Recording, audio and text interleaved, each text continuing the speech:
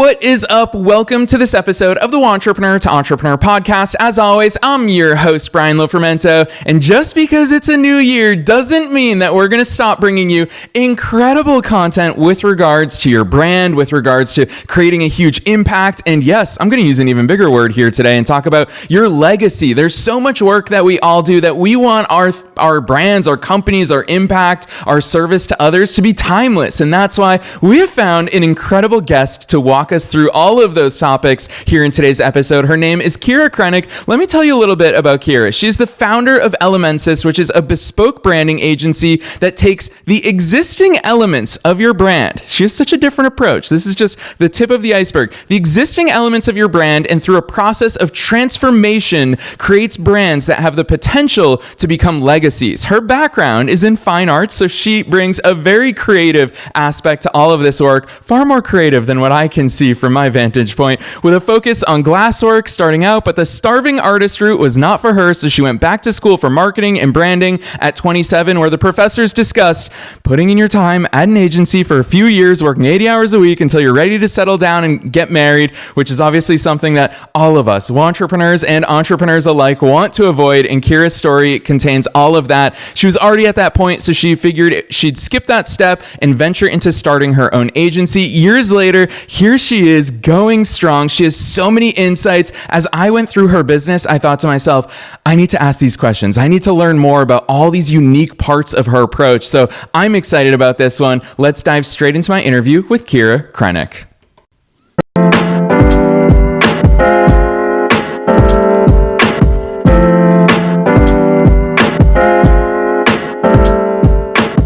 All right, Keira, I'm so excited that you're here with us today. First things first, welcome to the show.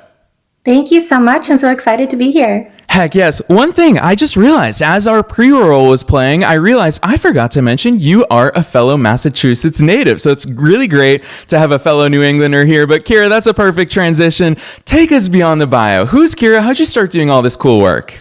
Yeah, so you already explained it a little bit. I have a background in fine arts, so I definitely would say I'm an artist at heart. But something that is like a core value of mine is that I really value deep connections in all my interactions in life. And when I went back to school for marketing, they covered lots of different avenues that you could take marketing. It could have been PR, it could have been crisis management, which I thought I wanted to do for a little while.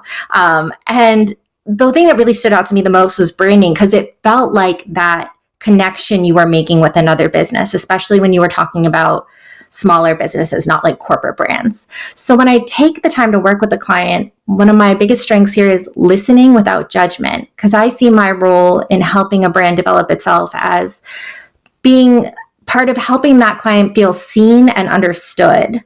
I think branding really has the possibility to transform a business through loyalty and trust into a legacy.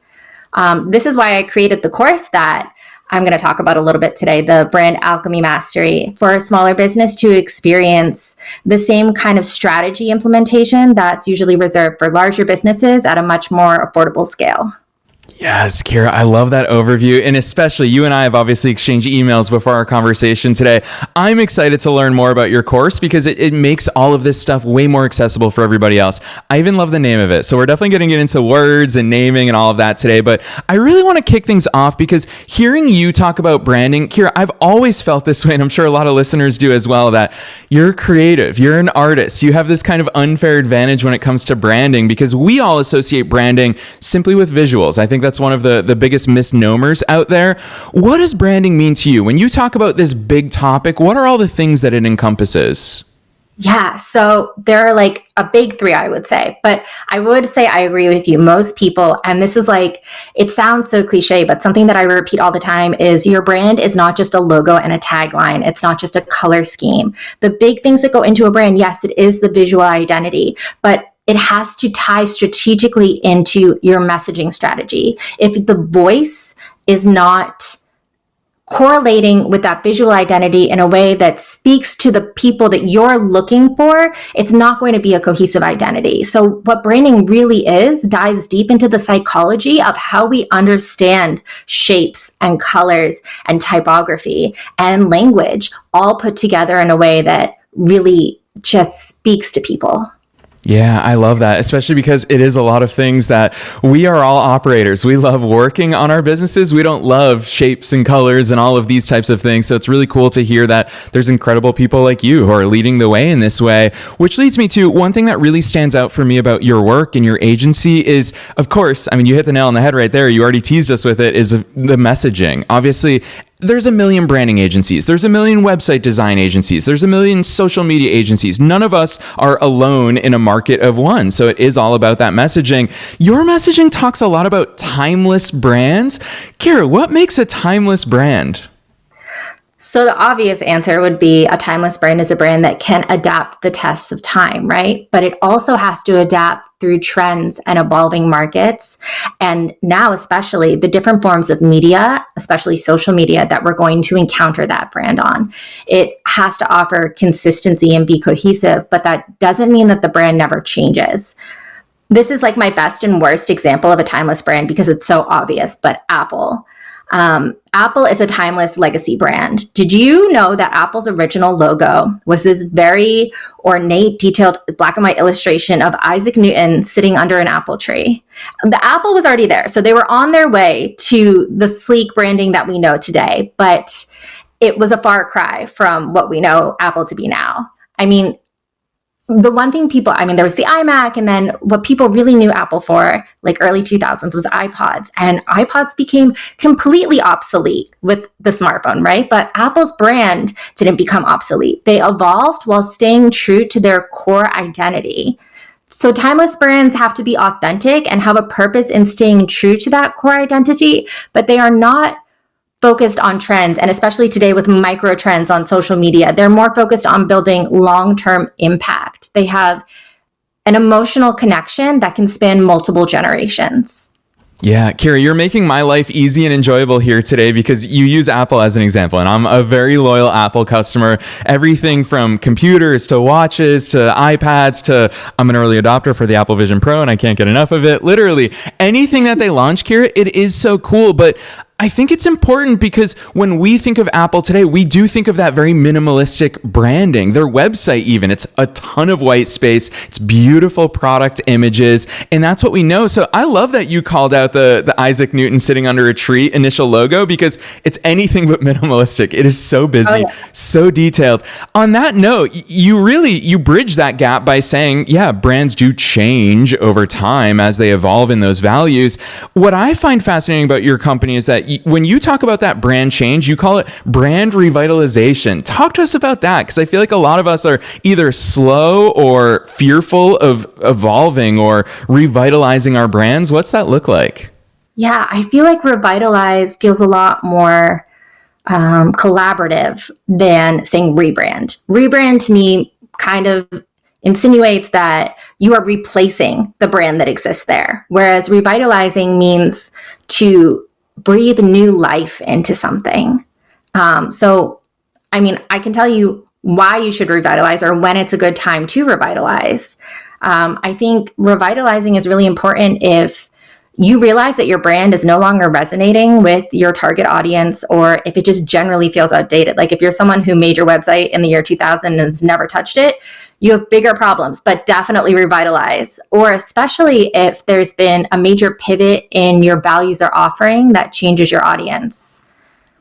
Yeah, when I think about that, it's fun for me because I feel like it's kind of a dichotomy where like great brands are brands that are sticky. We all know what Target looks like. We all know what Apple looks like to that point. Coca-Cola, I'll throw them there in as well, because no matter where you go in the world, it's immediately your brain realizes, oh, that's Coca-Cola. And so those are those sticky brands. But for us as small businesses, of course, we would like to have that same stickiness, but it is that balance of being sticky versus evolving, revitalizing. Keira, how do we balance that? How often should we look at our brands? How often should we do this? I'm curious for those insights. Yeah. So as a mid-size to small business to solopreneur, or even just like side hustle brand, I definitely think you should be doing an annual check-in, just making sure that everything still aligns and making small shifts. Do you need to update the quality of the images for your logos or the imagery that you're using across all of your social media bios and everything? Or do you need to update the fonts that you're using? Small things. And annual check-ins are going to save you from having a much bigger project down the line. But for larger assessments, like, do we need a new logo? Do we need to revitalize our mission statement and all of our messaging strategy? Every 2 to 3 years, I think you should be asking yourself some key questions like, is my brand still meeting my customers' needs? And at the same time, is it still meeting my internal goals and values that I want for my brand? I think it's important to know when revitalizing is too much and you're definitely leaning towards something that I would more consider a rebrand. I think every brand, like we discuss in Elementsist, has core elements that it comes to you as. Whoever built out that brand originally has infused some of themselves into that. And unless there has been a drastic change in the audience demographics that you're targeting, you should always retain those initial elements. I like to think of branding as an evolution rather than a revolution.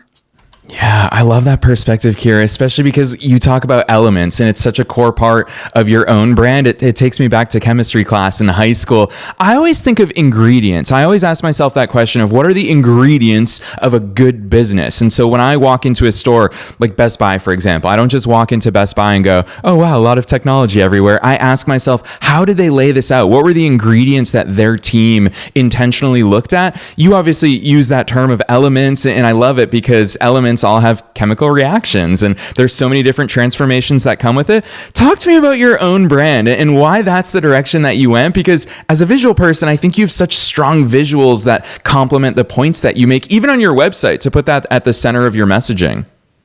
Yeah, so Elementsist, I came up with Elementsist before I tied it into the idea of alchemy, but alchemy really rings true as the message that is behind our brand. So alchemy was a word that for like the first 25 years of my life, I had only ever heard referenced in the anime Full Metal Alchemist. And then when I was a few years ago looking what to name my brand, it needed to be something that was equally grounded in professionalism and branding and also felt true to my identity of something that felt more mystical and innovative. And that's what alchemy was at the time. I mean, alchemy actually goes back to ancient Egypt. It definitely had its heights at different points in time throughout different parts of the world, but at its height, alchemy was an innovative science of progress. It is the catalyst for modern day chemistry. And I don't know if people are familiar with the most common definition of alchemy, but the most common definition is that they were using a process of turning base elemental metals, and that's how I got the idea for Elementsist, into gold using the Philosopher's Stone. And they were also in pursuit of the elixir of life, which easily translates to me into legacy. But the secondary definition, which you talked about in my bio, is the one that we prefer to use at Elementsist to describe the process that we're doing, which is a seemingly magical process of transformation, creation, or combination. And that combination is really important because that's where we're saying we're taking what you already have and exists, and we're just tweaking it in a way that's going to make it more cohesive. That's exactly how I define our process. I never want a brand to feel like I'm taking the existing elements of their brand and turning it into something generic. I want them to feel like they are being transformed into something that is gold, that is the elixir of life, of legacy for their brand to make it timeless. Yeah, gosh, I love the fact that you use the word magical because I feel like it's very appropriate in both chemistry and in branding because these are those transformations. I would argue the reason why it's so magical and why magic itself is a spectacle is because it sees and it makes us realize something that we couldn't fathom and believe ourselves. It really does the impossible in front of our very eyes. And I'm going to use that as a segue because, Keira, a lot of business owners, I talk to entrepreneurs day in and day out, and a lot of us, I'm going to lump myself in a bit here as well, is that we feel like we don't even have a brand because we're comparing ourselves to these huge ones, some of the ones that I've rattled off earlier. And even hearing you talk about the elements, a lot of people might think, what elements do I have? Every time I go into Canva, I use a template, whatever the fonts are, whatever the colors are, maybe I adjust those, but that's my brand. What does the conversations look like for business owners? I know you've worked with so many different businesses in different industries, different business sizes. What do those conversations look like when you help them to realize, hey, the building blocks are here, the raw metals, so to speak, are here, and now we just need to transform them?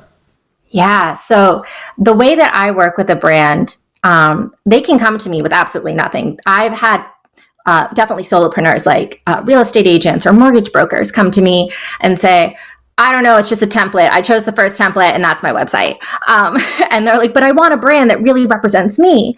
And the way that I'll work with them is I do typically, before I created this course in my agency, I work with one client at a time. And we used to work in an intensives format where we would try to take a project that would normally last 2 to 3 months and crunch it into like 8-hour days for like 5 to 10 business days, giving that person all of our attention for that amount of time. Because I think it's really important when you're trying to create something that really speaks to people to not spread yourself too thin. Like, what if I was working, with a beauty brand and an engineering firm at the same time and I was crossing those wires? But what I do is I will set on the owner or the founder's calendar, we will set a meeting that will usually last 90 minutes to 2 hours. And I have this list of questions that I've cultivated over the years. It's like 50 questions long, and some of them feel a little redundant, but it is asking everything from where, how did you start this business? Where did you get the idea for the name? Or what are your goals this year, 3 years, 5 years? What is your biggest obstacle? Who are your biggest competitors? There's so many questions that I ask. And through this process of like unearthing everything that they already believe and value and understand their brand to be, I can then pull out those elements and then I deliver them what I call the brand alchemy formula, which is a very, very long document. People come back to me and they say, I hate reading, but I loved reading this. It's usually like 20 pages long, and it's a strategy that takes them through who their brand is. And you already know who your brand is. You just don't know how to frame it in the right perspective yet. Yeah, I can tell you're picking at all the pain points for us non-creatives and non-branding strategists, because I sit there and you're right. So often I'm just like, it's in my head, but how do I bring it into reality, both visually, and how do I articulate all of those things? You mentioned starting from scratch, and you brought up the example of a real estate agent. Keira, that's probably one of my earliest struggles as an entrepreneur. I started my first business when I was 19, right down the road from where you were. And what I always went through is, what does a personal brand look like? Should I build up Brian Lofermento as a brand? Should I build some sort of company brand? Which I felt a little bit like a fraud all the way back then, because I was like, if I choose a company name, no one knows that company. It has no reputation.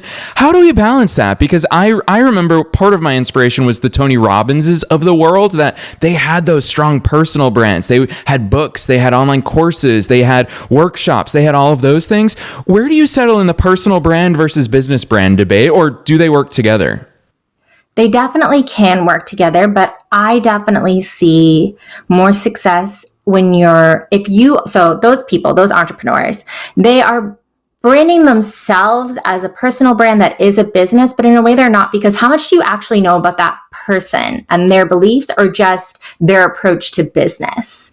I have a good example of when to separate out a business brand from a personal brand. So I have a client now. She is a couture gown designer. Her brand is called Lullaby, and it is primarily for women. I mean, it's very high-end gowns and has a very specific audience, a very specific voice that it uses to speak to that audience demographic, and it's very tailored to resonate that way. But at the same time, she does public speaking engagements as a Dominican woman in the corporate world, in the fashion world, and in the philanthropic world, because she also has a foundation.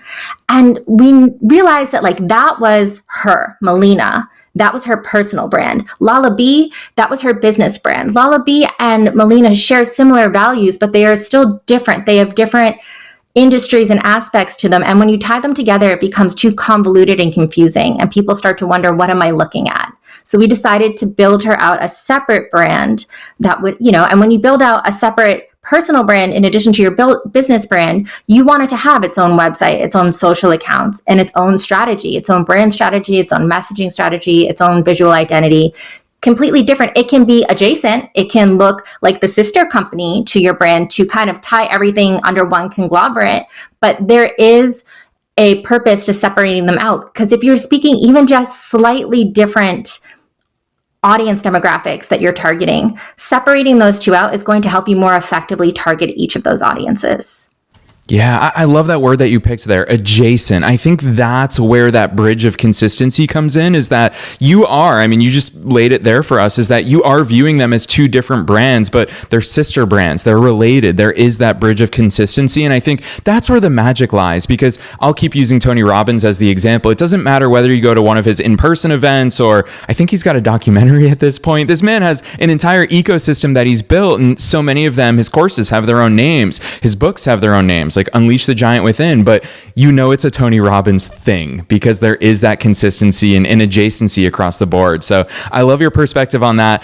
Keira, I want to put you on the spot to talk about your course, because it's one of the reasons why when we initially reached out to you, we love how accessible you're making this, because I'm just going to call this out on the air for all of our listeners around the world, is that a lot of us feel like, how expensive is this going to be? How the heck am I ever going to get this level of service for my individual brand? So I love that you're scaling it. You're bringing it to the masses through brand Alchemy Mastery, which I even love that name because I love how much you use that word alchemy. Talk to us about that course and the inspiration for it, and really what your goal is in there. Yeah. So, there were multiple goals for the course. One of the things was working one-on-one with people, there's a very limited number of people I can work with in a year. And I would do tons of prospecting and have tons of people interested, but have to pick and choose. And that was really hard because you want to help so many people. The other thing was I realized I couldn't take a vacation because if I wasn't actively in the business, no project was getting done. But it was this process, this starting with this long interview that gets us the starting strategy that we make that I thought needed to be implemented on a larger scale. And honestly, without all of the accessible AI that we have now, this wouldn't have been possible. Or without my husband, because he's the engineer who helped me create it. So this course is broken into kind of two parts. And what makes this course so different, like you have probably looked at a million branding courses and thought, this looks like it could help me. And maybe you bought that course and you couldn't implement any of those strategies. They didn't apply to you. They didn't make any sense for your business. This course is never going to be like that because everything in it is going to be customized to your exact business. So it's 6 modules. Really 5 that are content. The 6 module is all bonus PDF downloads on breaking down the psychology and kind of just like guides to wireframes and everything to kind of jumpstart your visual identity. But the 6 modules, and you start by interacting with my chatbot that I have taught. I spent a long time writing down all the processes and all of my thought processes on how I write these brand strategies. So you're going to go through this interview with this chatbot that is, these long, intensive questions about everything that has to do with your current business. And in the end, you're just going to submit that and it will generate the strategy the same way that I would have. And you'll download that strategy and it will have everything from where your business currently is to who your ideal audience should be in a very broken down way that you could use. It's going to tell you demographics, psychographics, interests, and you could use this for Facebook ads, you could use this with a marketing agency, or you can just use it when you're considering writing your messaging strategy. But the biggest thing about this strategy is it's going to have unique recommendations just for you on how you can implement this strategy in ways that apply only to your business. Like when I first did this for Lala B, one of the things that we discussed was that she should be holding events and how she can reach out to those other visionaries that think the same way that the Lala B brand thinks. So once you have this strategy, you go into the rest of the modules, which are based on common pain points that most businesses have, like how to offer the right products and services. Are you offering too broad a spectrum of things that you are capable of, but they're not your favorite things to do, nor are they the things that make you the most money? So why are you offering so many things? Would you be better off offering 3 to 5 core services instead of 10 different services or products? How to align on social media, how to work with SEO if you know nothing about SEO within your website. There are 6 different core pain point lessons in the module, and then there's all of the bonus content to help you with your visual identity at the end. But really, no 2 people will have the same experience in this course, and everybody will walk away with something completely actionable. That's the other thing about these strategies is that they don't just give you the recommendation, they also give you 3 to 5 action steps on how to implement this within your business. Yeah, Keira, I love hearing that overview, and it sounds cool. It almost feels silly for me to call it a course because it's not just a course where you learn things. You actually end up with actions and results in a cohesive strategy. So I love that. And the fact that you and your husband have woven AI into all of that to create that customization, you're right. Because if it's just simply a PDF, sure, I can answer the questions on my own, but to have all of that embed into the stuff that I go through inside of your course is incredible. I want to go a little bit deeper there because it's so clear to me that whether someone gets to work directly with you or they go through your course, the interview, those questions, the thought that goes into the strategy and the intentionality behind all of it, it seems so key to ending up with something that is truly a transformed brand, something that's really special. Talk to me about those questions, because I know in our private conversations, a lot of it feels like people are going through therapy, and I'm sure you make people think about things that they haven't sat down and sat with. That's the term I'm going to use. They haven't sat with these things maybe ever in their lives or in their businesses. What's so special about those? What turns it into that therapy session, Keira? Yeah, it definitely, people do come back and say, that felt like therapy for my brand. I think it's that people will at some point, some of the questions do seem redundant in a way. Like I will ask you, what your values are and then what your goals are. And in some way, I will ask a question that sounds so similar that you're almost wondering, like, am I giving the wrong answer because I'm giving her the same answer multiple times? But really, that's just driving home to me what matters most to you. So it's very, very common that people have an aha moment during these sessions, even before they've gotten the strategy back, that they are realizing, because of course, in those conversations, I'm giving feedback or commentary on their answers, just as the chatbot does. And I also want to mention that even if they go through the course, there is a community attached to the course. So me and my team are coaching you through it. You do have access to us. It's just not one-on-one anymore. It's kind of more of a you can help each other and share what you're doing within that community, but we will also be there to give feedback. But it's that aha moment where people start to put the pieces together, whether it's me or the chatbot that's saying, oh, so you might have given me a 3-paragraph long-winded answer on what you think your values are, but here's the main points that I'm hearing. Have you realized that this is what you're saying? And people will say, wow, I never realized that, but that makes so much sense. And I'm so proud to represent that. That's exactly what I want my brand to stand for. Yeah, Keira, I'll tell you what, it's always fun for me in these conversations to switch gears a little bit towards the end and also talk to you, because I want to remind people that not only are you doing this amazing work and putting all of this into the world, but you're also one of us. You're also simultaneously running your own agency and growing an incredible business yourself as well. So with that hat on, a lot of people might go to your website, which we're going to drop all the links in just a few minutes here, but they might go to your website and think, Keira's got it all figured out. Your messaging is so consistent. It's so cool. The visuals that accompany your messaging, I can tell there's so much intention behind them. So Keira, I love displaying the real transparent truth about all of our businesses. Of course, you worked on it and you developed it over time. What has changed in the time of you owning your own agency? What are some of those things that you've personally evolved with, or you've grown or changed along the years? Yeah, absolutely. I mean, our logo has changed like 3 iterations just in the first 3 years of existing. I think it's simplified. I think a lot of what happens is the more you get to know your brand, the more simplistic it becomes in a way. You realize that there are key aspects that really drive home what you're trying to say, and that might not be the most visually complex, or maybe it isn't the most colorful or the most ornate fonts. Our evolution to being focused on working one-on-one with clients on active projects, to wanting to host a community of people through this course, to be able to take on more clients at a time and kind of transition more from just active product production teams to more coaching teams along the way. I think that's been a huge evolution and shift, and it's still evolving. We want this to go really well, but who knows, maybe people don't like the community part of it.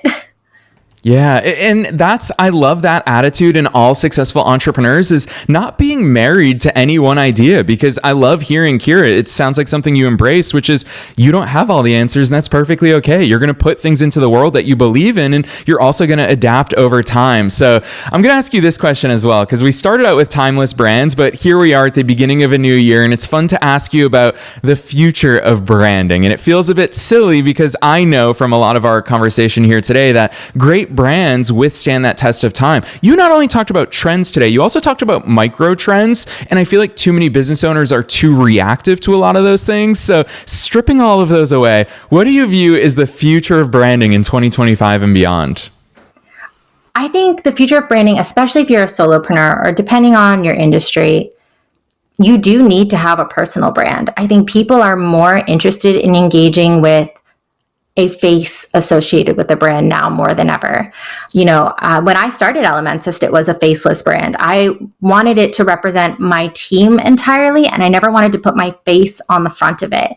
But people don't want to engage with a website that they have no idea who is behind it at all. So even if it's not your business brand, if it's not, the homepage of your website, developing a personal brand or just having those profiles that exist at the same time as you as a persona is very important. The need for a brand in general in the entrepreneurial world has become so important.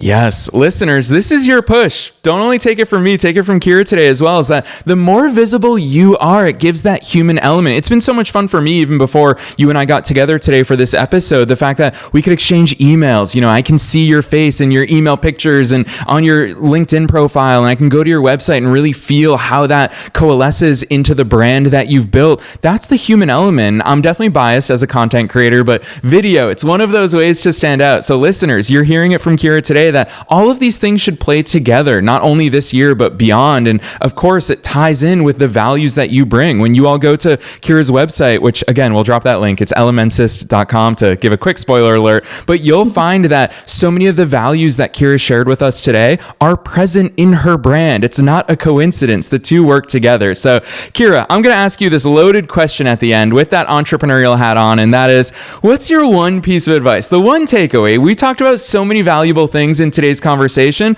Our listeners are at all different stages of their business growth. Everyone's fired up about the new year. So what's that one thing that you want to impart on them at the end of today's episode? Yeah, my one most I'm big on action tips, like actionable elements. So my biggest actionable tip or takeaway is to take the time to develop a brand strategy. I know that sounds daunting, and whether you do it through us or you try to take it on by yourself, it's different than just saying, I'm going to develop a logo and a color scheme and a font. Like taking the time to develop a strategy, a messaging strategy, aligning those visuals with that messaging strategy, making sure that you're showing up in places that resonate with your ideal audience, creating consistency on all those digital platforms where you're going to engage in marketing efforts that resonate. That's going to be the catalyst to your brand, building a community, building its authority, and ultimately building your profits overall.